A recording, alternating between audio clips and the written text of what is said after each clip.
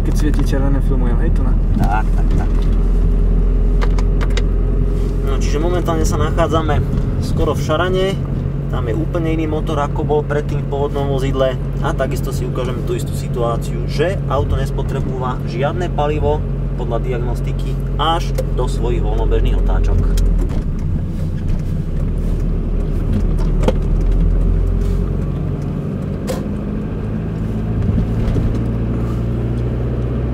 Na dvojke, pustím plyn a spotrebu máme 0, otáčky 1800, 1700, 1500, 1029.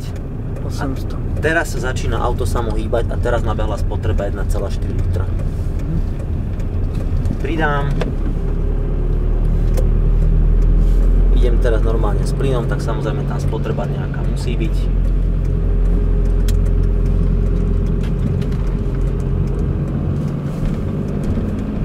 Zase rozbehneme sa, dvojka, 2000, 2,5, púšťam plyn, auto si pomaličky spomaluje, spotreba 0, 1800, 1600, 1400, 1200 otáčok, 1000, stále 0, teraz tam naskočilo 0,616, auto sa hýbe bez plynu, samo ide auto na voľnobeh. Takýmto spôsobom sa pre pána Jana s dízlom nejazdí, pretože sa strašne trápi dvojmotový zotrvačník